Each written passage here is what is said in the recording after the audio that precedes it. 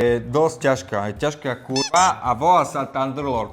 Čaute, ja som Bob a toto je Bobek a spoločne sme Ingbusters! Takže tentokrát tu máme takúto šálnu vec, ktorou sa dajú dokonca tlačiť a trojkové stencily. Ale samozrejme to vie tlačiť A4. Balenie vyzerá akože fajn, ale je dosť ťažká, je ťažká kurva a volá sa Thunderlord. To koľko stojí, to až nečudujem, že tu je drevo. Dúfam, že vnútri bude nejaký zlatý, Mahagon.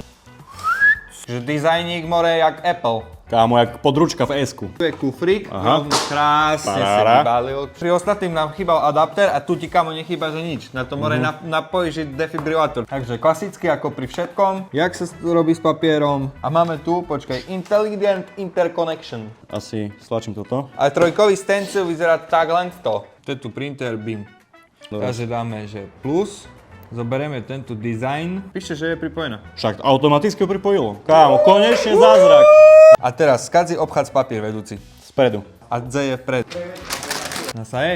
No. Aha. Ale ja necahá. Znova tu je rozlíšenie. Má to tu pravítko. Znova dajaké line art, size edit. Kámo, tu si môžeme nastaviť, že rovno si nastavíš počty, akože A3. Že si to vieš rozdeliť už v appke. 3D, znova to tu môžeme hodiť na modelňák. Print mode, znova standard, AI. No, ten papier bol trošku vložený zle, trošku sa pokrčil, takže to Ale sa to je nám naša trošku, chyba. no. Proste nezobral to až toľko farby z toho papiera, jak by možno malo. Skúsime to teraz Každopádne znova. Dáme vysokú teplotu najprv a dáme aj AI. Myslím si, že nám osvedčilo v tých aplikáciách, pri tých všetkých tlačiarniach, že keď sme nastavili tú AI funkciu, tak to vždy vytlačilo lepšie. Znova má to problém s tými okrajmi. No ale tento vytlačok je o dosť krajší. Aj keď síce trošku to nechytá tie boky. Ju máme zapnutú 2 minúty a podľa mňa to možno nie je až tak nahriaté. A je to vidno aj tu, pozri, aké je tu pekne city.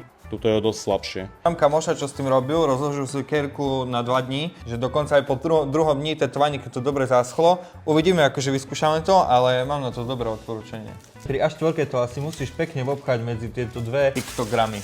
Ináč, veľmi zaujímavé, musím povedať, že na tých papieroch, čo používame od Protetu, sme skúšali viac tých tlačiarní a nikdy sa mi nestalo, že tie ruky mám proste brudné.